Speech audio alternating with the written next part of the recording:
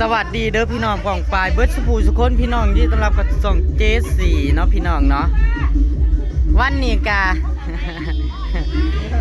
เจอหน้าดาราสาวอีกแล้วพี่น้องหลังจากที่บ่ได้เห็นหน้าเห็นตากันมาโดนพี่น้องกว่าสิได้เห็นกว่าสิได้เจอบ่แม่นสิเรื่องง่ายๆพี่น้องเอ้ย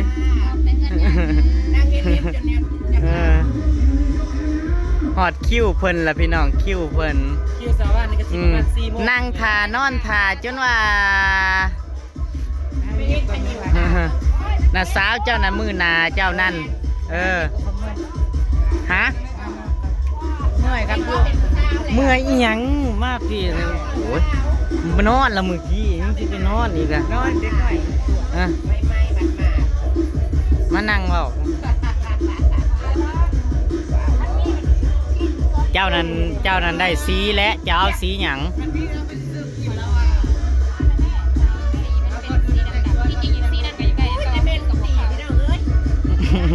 เอาเด่นโหลดปีใหม่เอาเด่นจึงโหลดสวรรค์เฮ็ดเล็บไปน้ำกับฟังเพลงไปน้ำพี่น้องโหลดแห่3 มื้อ 3 คืน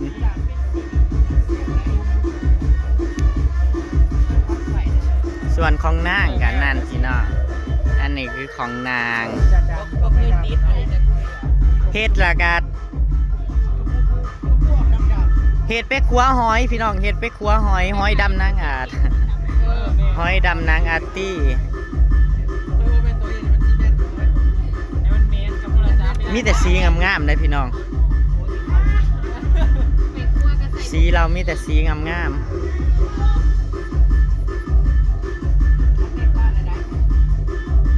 น้องฟ้าลูกขึ้นมาโยกเนี่ยน้องฟ้า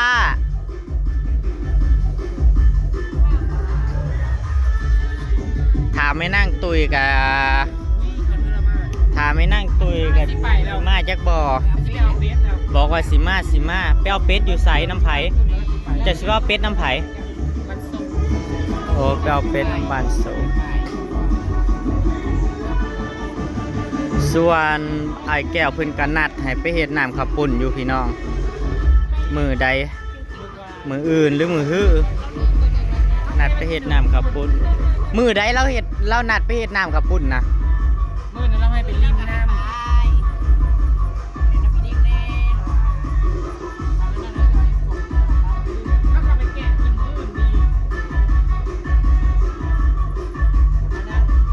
ยิ่งใหญ่อลังการขึ้นบ้านเพื่อนพี่น้อง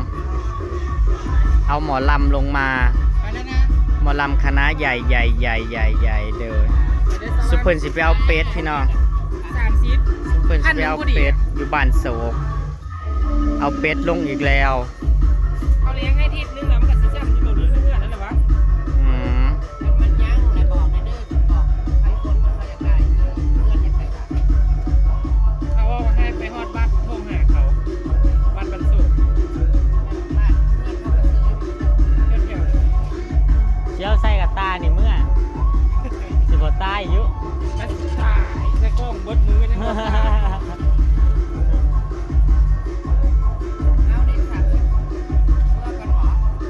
เอาเฮ็ดจังได้ซะ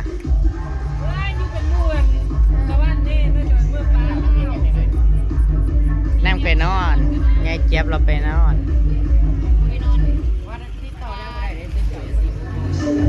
โทรหาหน้ามึงหรอเมื่อยเพิ่นว่าขับรถเพิ่นขับรถเพิ่นว่าไปนอนก่อนร้านทำผมฉันก็เปิดแล้วคุณว่านั่งแกแม่นนั่งโต๊ะต่ำเดือนนี่โอ้แห้งบ่ได้อีปกติอย่างต่ำบ่ได้ก็ไหวเจ้าที่ล้วน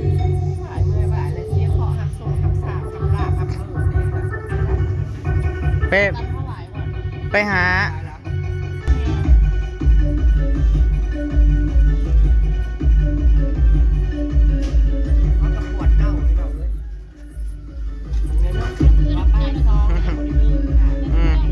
ยังบ่ทันได้เลิกอยู่พี่น้องเขาสิเอาหอดเขาดาวคือเขาว่าลีบ่จัก 3 มื้อมื้อนี้มื้ออื่น เขาเราว่าจะได้มาเล่นนอกเร็วมาเล่นนอกไป สมัครเก่งแท้จะแม่นเขาเก่งพี่น้องเฮานั่นซ้ำบุญบ้านมื้อเดียวเฮากะสิตายแล้วฉีดยงฉีดยา เจ้าว่าเขาจ้างเปิดไว้ซื่อๆบ่จักเจ้าว่าเขานอนกับบ่จัก บ่เต้นตึมอยู่ใด เพิ่นบ่ เต้นตึมอยู่สนั่นอยู่ หมู่พวกเขายังมาอยู่หลังมาอยู่อืมรถก็ยังเต็มอยู่ สรุปมาบ่มาซองนางนะบอกว่ามาเฮ็ดหยังกินมาจ้ะพี่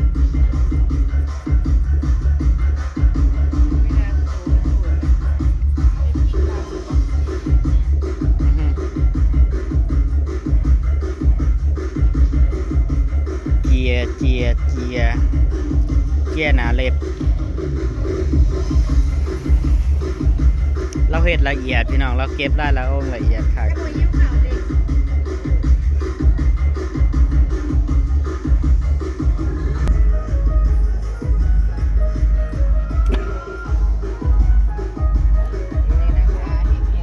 จ่ายเงิน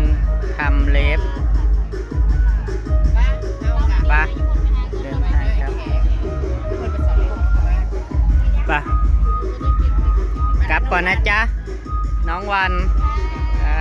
เจอกันใหม่ เดี๋ยวจังนัดกันใหม่ ไปกินแกงหน่อไม้เพื่อนเจ้าฮะหน่อไม้ไปแกง เจ้าว่าไม่ได้แต่สิ บ่ดอกมือใดก่อน ยังนัด เออ แต่เจ้า มืออื่นบ่มืออื่นไปไสเสยโอ้มืออื่นเขาไปหาซุ้มฮับซ้ายแก้ว นัดนี่ มือหนาก่อนเขาจังนัดกันใหม่มือหนาพอดีปีหนาคือเจ้า คือเจ้าว่า ซอดพี่แล้วพี่น้องซอดนะไอ้เข็มจึกตามไปนะคนงามพันว่ามาแต่สอนผู้ใส่กระโปรงเฮ้ยกระติดเท่าใส่กระโปรงนะจ๊ะ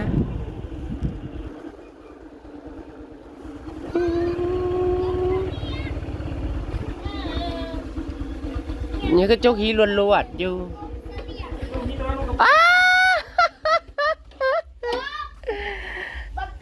โอ้ยยังอ่ะนะโอ้ไปเอามาจะใส่บัตรนี่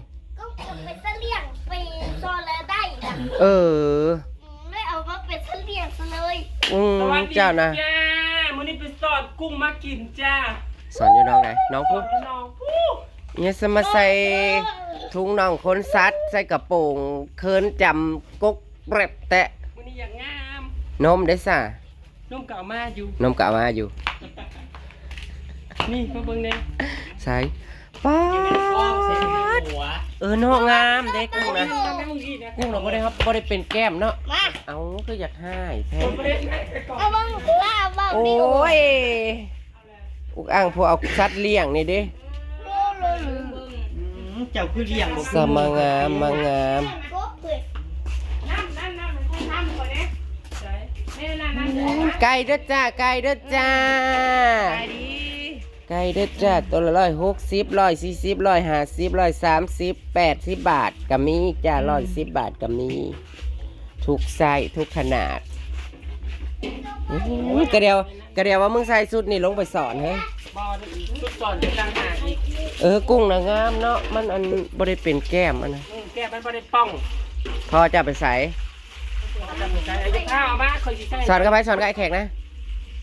ใส่เต็มเด้อ น้องเขาใช้ น้องไอ้บุญ น้องสอนน้องไอ้บุญบ่ไม่น้องใคร คนทำบาทน้อง ก็ ได้เลยเนาะอุ้ยสัตว์เลี้ยงเพิ่นได้กระไดอุดอันทันใจน้ำไอคิวพวกนี้พี่น้อง ผม มาเลย แก้มันนะคิ้ว ไว้น้ำอยู่ ใส่ถุงน่องใส่กระโปรงอยากงามอยากเนี้ย มาเบิ่งค่ะ อันใด ฝากลูกไก่ เอาอะไรบัดนี้คือบ่เห็นหูไก่ข่อย ไปมากับบุโซอีกไป ตัว160คั่วมือหนึงมือละเท่าไรตัวเป็ดบ่ได้คั่วบ่ เป็ดถ้วยเรามื้อนี้นะจ๊ะ สิลงเมื่อเองเดี๋ยวสิมาเอาเดี๋ยวสิบอกดอก นั่งไม้มื้อใดจะถึงเนี่ยนะ เอ้าจ้าเสื้อมันก็มีกับบ่ใส่ แล้วลงตีแล้วเคยใส่ซูนูนั่นน่ะ เน่ไปแน่บ่เสียวเน่ไปแน่ ลงเป็นบ้า มาใช้แนวใช้ขันนุ่มนะ นมคือบ่ใส่ก่อน ใส่นุ่มก่อนมันจังคือ เสื้อทอดมัน ใส่นุ่มก่อน ใส่นมแต่มันก็จะคือว่าใส่นมแดงนี่ นั่นแล้วบอกก่อน ใส่นมตัวนี้ ใส่นมอันปีใหม่นะ โอ้ยเลยเสียง โอ้ยมีแต่ไก่บ่ในกระสอบนะ เสียไปปล่อยอยู่เพิ่น โลเท่าไรเลยเดี๋ยวนี้ไก่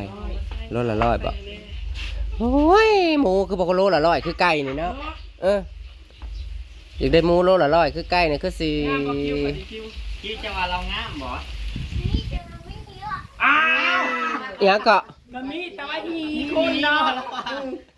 ไม่ใช่นี่จังบ้าน อ้าว มีคู่มาข้าง อ่าง ใส่ น้ำนึง ใส่มีฮีเนาะเดี๋ยวก็สร้างว่าละคิว อะไรเด็กดีกว่า เบิ่งแน่ผู้เขายังบ่ได้เลิกกันอยู่เบิ่มๆอยู่ ยังบ่ทันได้เลิกได้อยู่ ต้องข่าวดี ท้องข่าวไปเอาเป็ด เขาเอารถเฮมาแต่หมู่บ้านนี่ เขาสิกินฮอดปีใหม่กึก การรถแห่มาเท่าไหร่ ฮะ เป็นหน่อยอันเขาจะลงนะ น้ำบันโศกมันเด้3ตัว100บ่ ชักตัวร้อย โหใครงามๆพัดเซียวนะกะ เฮ้ย เอ้าข่อยคิดว่ามันมีติ่งบ่มีหรอ มันเป็นเสือกผูกกันนั่นนี่สุดนี่แต่ว่านางใส่เต้นปานหวาน เที่ยวไปเวดี จักงามจักงาม กุ้งนั่นเป็นตะสอดเธอสอด เนาะ นั่น มันบ่เป็นแก้มอันนี้ได้ แก้มันก็บ่ได้ป้องนะ เนาะอันนี้นะ บางหญิงจะได้เลยนี่นะยิ้มเปื่อยๆอยู่ฝุ่น บินแยงบ่บินงามบ่บิน นี่นะ งามบ่บักวินผัดเคิน มันมีห้าวระบินมึงใน70 โลแล้ว ปาติเท่าเอ้าบ่เสื้อไหนเพิ่นคือหลุมขึ้นเทิงผูกดึงลงแน่มันอันนั้นโพดเฮ้ยทรายมันน่ะงานทรายมันแน่ ทรายแม่ดึงลงเน่ปะเซียวย่างเลย ดิ้นมาดึงมาชุบดึงก็ได้ดิ้นยืดละ เอาประกอบยัดใส่แน่บ่ได้ผิดอยากงามอยากยังเด้อจ้าคู่มือนี่นะ มันต้องแบบนี้ยูทูบเบอร์นั่นสวัสดีจ้าวันนี้สวยวันสวยคือเจอจะมา ต้อนรับปีใหม่สวยต้อนรับปีใหม่ค่ะสวยไม่บรรยาบรรยัง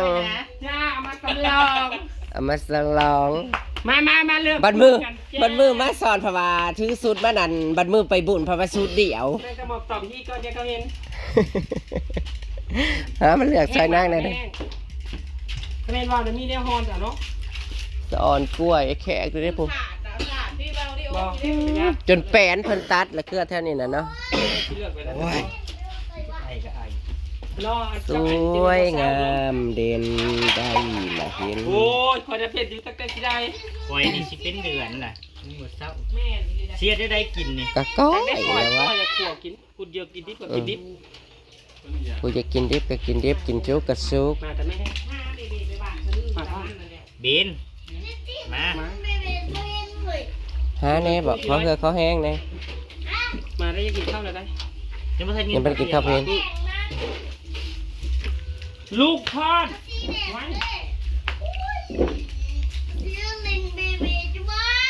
กุ้งงามลีพี่น้อง แจ็คว่าง มาไม่มี เสร็จเลยนั่งยองๆระวังไข่แปดเด้อหนูนนนี่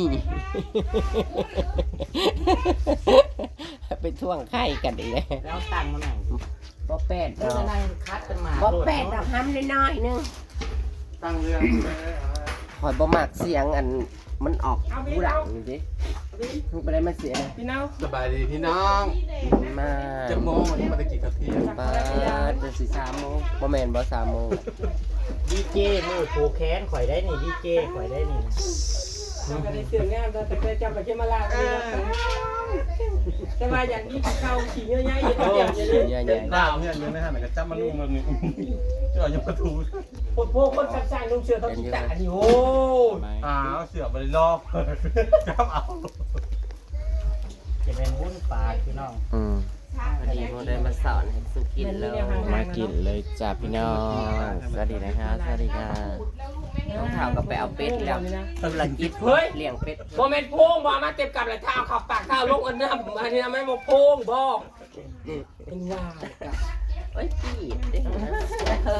นี่เอาที่ห้อนเอาไปได้บ่เฮ้ย ผัวละสิฮอ เอาห้อนเอาขี้ดินออก เขาเลือกเอาแล้ว เซฟตุยๆก้อยแซ่บ ก็ใส่มะกอกเนาะ นี่ยังต่อ แซ่บ ยุบก็รู้ยิบนวดมันนะ ก็ได้ คนหน้าหน้าทางนาไป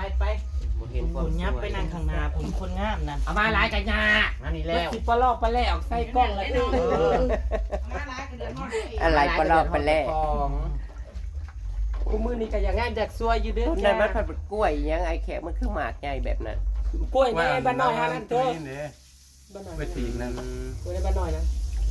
นี่แต่กล้วยแนวคนงามนั่นแหละนะกล้วยกัน แล้วนะคล้ายแต่กล้วยเนี่ยปีนึงเลยก็ได้เงินจะได้หมื่น บอก ดังของ คือว่าโลโก้ร้านว่าเงิน อะไรแล้ว เบเบ้ไทย อะไร เบเบ้เฉย เบเบช่องผม จะ ช่อง ไป นี้ ใกล้ อะไรเนี่ย กล้องเจ็ดชิ้นได้พ่อผมมีเงินซื้อให้เพิ่นนะ อยู่เลย เฮลโลดคอยให้กันยังได้ไหมอยู่ เนาะ มันแห้งกะ จะ บ่ ชี้ มีผู้ เบิ้ เบิ่ ง ง เล นั่น ย เลย นะ ซอยหั่นอยู่หาลูกนะ สวัสดีครับย่า บั ง กข้างมันแม่นบ่ สบายดี เบเบ้มันเป็นมะขาม สวัสดีครับย่าง ทรงผมแล้วก็เอิ้นทรงอีหยังอันนี้น่ะ ค่อยแล้วก็มีคนโลนึง เดี๋ยวจะถึง ทรงหางเต่าบ่ทรงหางเต่าบ่ บ่แต่จำพอก้อยเนาะ แค่ผมตั้งซื้อ เขาเรียกว่าไปแลกกับทิม น้องไอ้บุญบ่ อ้าวเบิดนะเชื่อละ ก็บ่ได้จังอันนั้นเลยเอาไปทำกินนี่มันสิเฮิงมาตุ้ย เอาข้าวเดียวกันแล้วพี่ดอก เอาเบิร์ดนี่แหละเรื่องเบิร์ดโนด สิจะพักช่องผ้ามาก้อยนึง จะไปขายอยู่ตลาดแรง คงละ3 สรุป บาท ว่าบ่ได้กิน บัตรสีเบา สรุปว่าบ่ได้กินค่ะ ก่อนมาแล้วเพิ่นว่าบ่ปล่อยบ่ปล่อยหาจ่ายบ่อยากได้ลายบ่ยังมาปล่อยเด้อ น้องที่เขาตึก เอา ปะ ของเขา บ่ สิ น้องนี่ได้รังเงินกับว่าบุญ เพื่อนนี่เฮ้ยเขาบอกเป็นน้องเท่านั้น ชื่อ ได้ อะไร กันก็ได้น้องไง 40หรือเขาว่าพ้องเอามันลุงบุญ ไปได้ ไปทำแล้วเฮ้ยจนจากมืดเลยพากันไปให้เรากบกระดาษ หมู่บ้านเขาจะไปขุดโกบ ตื่นมาบอกเองว่านอนกับนอนหมดครบกับนอนจะได้พื้นนะหมด มือ เด็ นี่ ด บ่ได้ธรรมดาเลยจิตีอันบ่ได้อยู่ในนอนก็ยังได้ไปหาทายคีบอันได้เขาได้คีบโอ้เจ้านะครับไปหาไปไว้แล้วบ่เห็นคีบลง ถ้ามัน แล้ว ดัก นี่ แต่ เดี๋ยว ว่า มัน ตั จะ ว มันจะบ่ได้นอนเลยแค่ดีแล้ว มันบังคับจะคลองเพิ่นเด้อ โซนกันไอ้โหดเฮ้ยอื่นไม่ได้จ้ะ ตัดขอนใช้มือลิงเลยนะ มันก็พอไปอีกคราวนั้นทายเขาเดียวก็ได้ทอดชามผ่านก็ได้ว่าจุดแปดขีดปากแกก็ได้500เนาะ แต่ว่าผมมีความยุติธรรม ใครมึงเจ้าบ้าน เพราะใน YouTube เจ้าผมมีความยุติธรรมอยู่ที่ไหน ขาย ความยุติธรรมอยู่ที่ไหนแต่บางมื้อนี้ก็ ช่องตัวเองเล่นจุดชุดเย็ก โอ้ยว่าสิพากับไปเยี่ยมคุณเมื่อคืนนี่แห่งนั้นอยากตายก่อน ความยันบ่มีคลิปยัน ตะ นั่น แตน อยาก ก็บ่ได้ว่าเฮ้ยจะเกี้ยงตะแตน ไปมือนะบ่ได้แต่ว่าหันเช้าวันไปยังบ่เห็นอยู่ไหนเห็นมันได้อยู่ 15ตัวไปคนนั้น หมดที่ซีบ่ ใส่เข้าอนาคอน ปี มันได้ ก่ ก่ อ อน น นะเฮาไปเงี้ยยังว่าเนาะโอ้ ถ้าไปเยี่ยมเปลี่ยนได้เปลี่ยนอะไร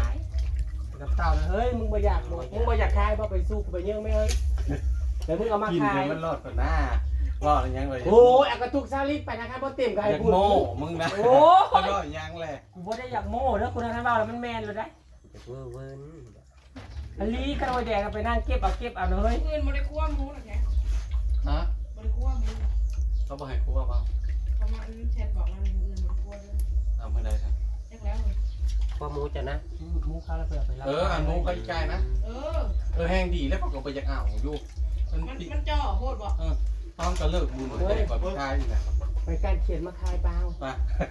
อันนี้ตุกซาลิดในเต็มเขียนน้ำตาลนะ เก็บน้อยๆนะเก็บตะปองนะ มันออก เก็บน้ำเต้า มัน จะ ออกแล้ว โอ้ยปัจจัยลายนี่เราก็ยอมแช่แบบนี้ มันบริห้อน โอ้ย ก็บอก โอ้ย ไป นะบ ใต้ ริษัทสากไฟสากก้อน